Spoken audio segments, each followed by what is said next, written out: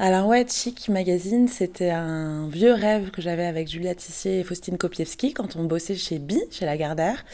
Et on s'était dit qu'on avait envie de monter notre magazine féminin idéal, dans lequel on parlerait plus de sujets culture et société que de sujets mode et beauté. Et voilà, et l'occasion s'est présentée un jour et on s'est lancé et on a monté notre féminin idéal, Chic Magazine, qui est donc un pure player, uniquement sur le web et qui s'adresse aux femmes de notre génération, donc plutôt 25-35 ans. C'était aussi l'idée de renouveler le féminin en parlant à la jeune génération et en lui parlant d'autre chose que de sac à main et de make-up. Bah, du coup, la ligne éditoriale, elle est engagée, elle est féministe. Voilà, on parle des femmes pour ce qu'elles font et non pour ce qu'elles sont, c'est ce qu'on aime bien dire. Donc voilà, on va pas parler des hit girls, mais on va parler d'une astronaute, d'une future présidente de la République. Voilà, on veut vraiment mettre en avant les femmes, aller chercher des femmes qu'on n'a pas vues partout, qui appartiennent à la jeune génération aussi, qui a du mal à exister dans les médias. Donc voilà, Chic, c'est vraiment une ligne engagée.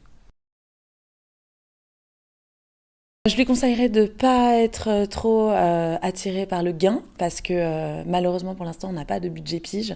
Donc les gens qui bossent pour nous c'est parce qu'ils ont un coup de cœur, ils ont envie de parler d'un sujet, c'est assez participatif. Mais si ça c'est pas un problème, je lui conseillerais d'être voilà, sensible à ces sujets-là, aux droits des femmes, à tout ce qui est pop culture et générationnel, aux femmes qui vont compter demain, d'aller les chercher, d'aller nous parler de filles qu'on n'a pas vues ailleurs et de ne pas hésiter à être impertinent.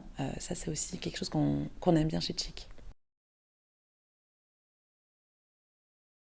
Alors, il y en a plein, mais je vais être corporate et je vais citer un article de la Street School parce que c'est un bon exemple de justement de visages que nous, on n'aurait pas forcément eu le temps ou l'opportunité d'aller rencontrer et qui est remonté par une journaliste de terrain, Chayette Chénin, pour ne pas la citer, et elle avait interviewé Amandine Gay sur l'afroféminisme.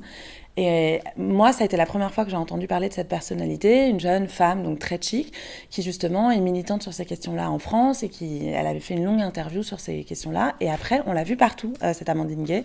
Mais la première personne qui nous en a parlé, c'est quelqu'un de la street school qui était sensible à, voilà, à ces sujets-là, qui avait une expertise que nous, on n'avait pas forcément.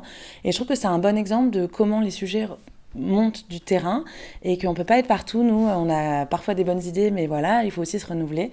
Et cet article avait bien marché chez nous et j'en ai été fière parce que je l'ai vu après fait partout. Mais on avait été parmi les premières grâce à quelqu'un de la Street School. D'accord, super. Bah, merci beaucoup. De rien.